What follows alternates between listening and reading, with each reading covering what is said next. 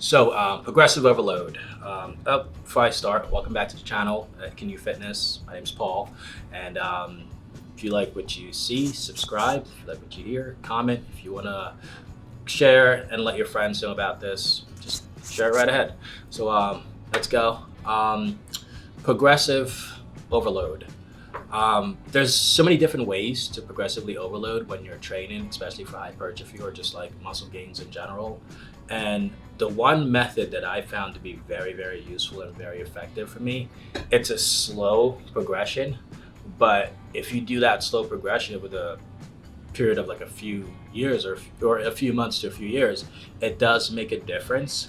And here's what I do when it comes to progressive overload. So like I would pick a specific weight that's very challenging because you need to be able to apply stimulus and then stress in the body to the point where you're getting closer to failure or at least fatiguing that particular muscle. So the weight can be either light or it can be heavy. I like to go a little bit heavier, but it has to be heavy relatively to my strength where it's enough to be able to stimulate the muscle and then drive fatigue. So pick the weight, and then I don't even do reps anymore. Like, you know how some people do like 3 sets of 10, 3 sets of 10, 3 sets of 10? I don't do that anymore. I basically just do like as many reps as I can within that particular set. That's about roughly 1 to 3 reps shy of failure. Or if I want to go to failure, I just go to failure. But there's usually a certain target range that I like to hit. Sometimes I hit above that target range. So those are some things to consider. So as I was saying, progressive overload.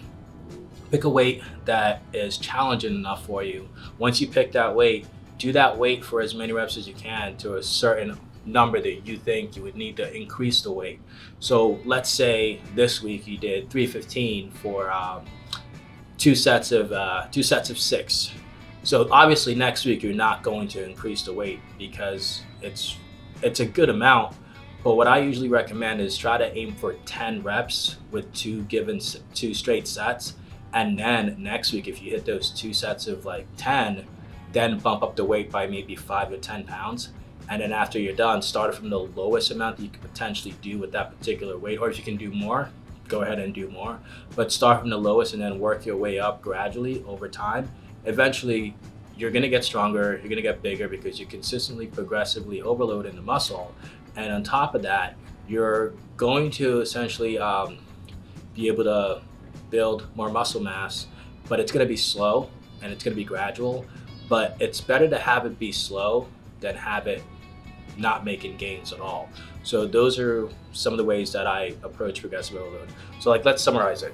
In terms of the way I perform progression, I would pick a particular weight, and then I would make sure that weight is very relatively close to my strength, or make sure that it's difficult or hard enough to where I can handle it for a certain rep range.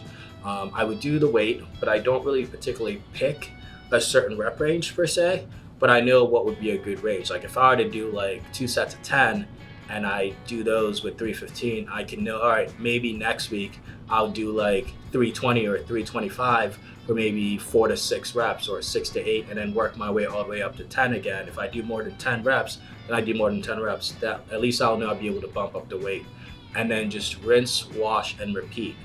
And that is probably like an easy way to apply progression. It's slow, but it's better to do it long term than to take really big, massive jumps in your weight training.